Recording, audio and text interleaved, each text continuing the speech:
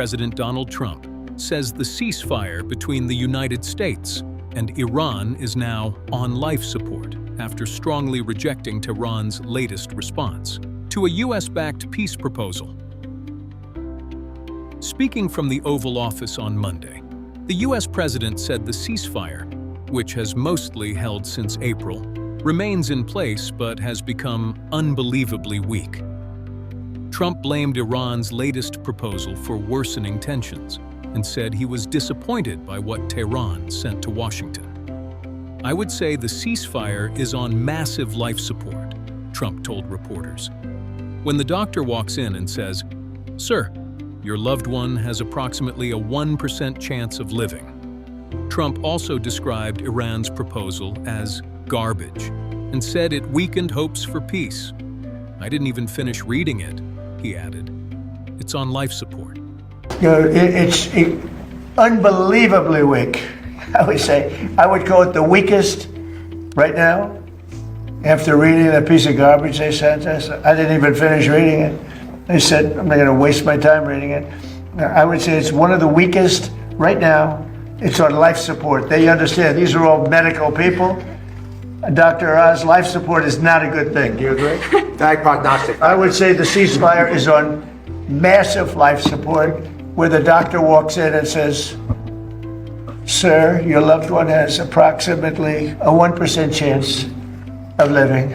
It's a stupid proposal, and nobody would take it, although Obama would have taken it, Biden would have taken it. What they took was far worse. The U.S. president said Iranian leaders repeatedly changed their positions during negotiations. "They are very dishonorable people," Trump said. "I've had to deal with them 4 or 5 times. They change their mind." No, I think it's very possible. Look, I've had to deal with them 4 or 5 times. They change their mind. They're very dishonorable people. The leadership. Don't forget it's the 3rd level. The 1st level is gone. They were unreasonable. The 2nd level was more reasonable. The 3rd level, nobody wants to be president, you know? They say, who wants to be president? There's nobody raises their hand, you know? But they change their mind. I've had that in business many times. The mind changes, you call them. These people that you make a deal, and then the next day they send you a document that takes 5 days to get there when it should have been there in 20 minutes. It's a pretty simple document. They will never have a nuclear weapon. According to Iran's semi-official Tasnim news agency, Tehran's proposal demands an immediate end to fighting across the region, including Israeli attacks against Iran-backed Hezbollah in Lebanon. Iran also asked for compensation for war damage, recognition of its control over the Strait of Hormuz, an end to the U.S. naval blockade of Iranian ports, guarantees against future attacks on Iran, the removal of sanctions, and permission to resume Iranian oil sales. The proposal reportedly did not explain what Iran would offer in return. Trump responded again on Truth Social on Sunday, writing, "I have just read the response from Iran's so-called representatives. I don't like it.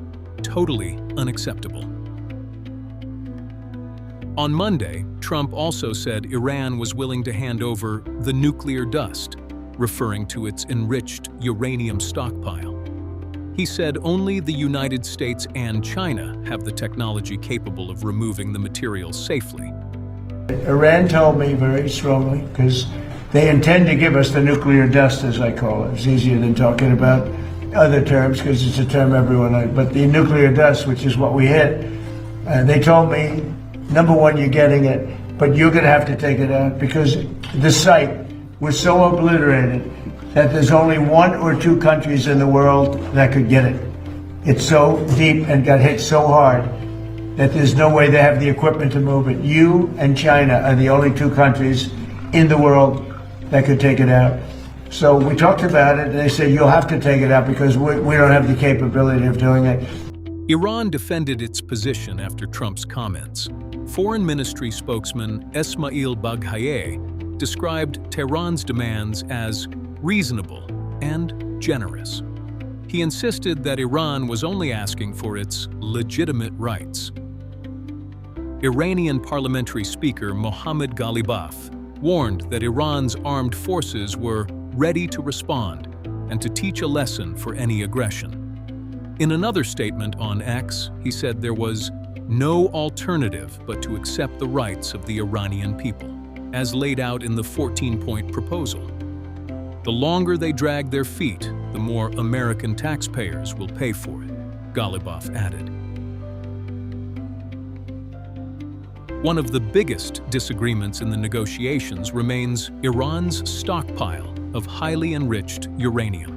The United States wants the material removed from Iran completely. Trump said Tehran stepped away from an earlier understanding that would have allowed the U.S. to take control of the uranium supply. He repeated that Iran would never have a nuclear weapon.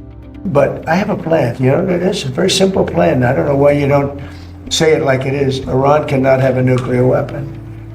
Iran cannot have a nuclear weapon. They can't have it. And if they did have it, the Middle East would be gone, Israel would be gone, and then hit Europe probably next.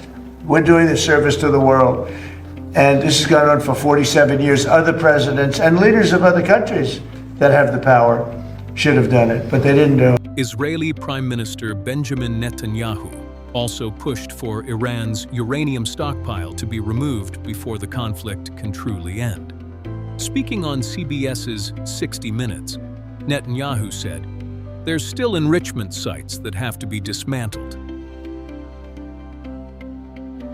U.S. outlet Axios reported that the original one-page American proposal included several key points, including suspending Iran's nuclear enrichment program, easing sanctions, and restoring free movement through the Strait of Hormuz. Iran has continued to restrict movement through the Strait of Hormuz, causing global oil prices to rise sharply. Around 20% of the world's oil and liquefied natural gas normally passes through the route. Disruptions there also threaten fertilizer exports from Gulf ports, creating concerns over food supplies for millions of people worldwide. At the same time, the United States has continued enforcing a blockade on Iranian ports, as pressure builds on Tehran to accept Washington's conditions. That's all for now from Global Pulse Unplugged. Stay sharp, stay informed, and we'll see you next time.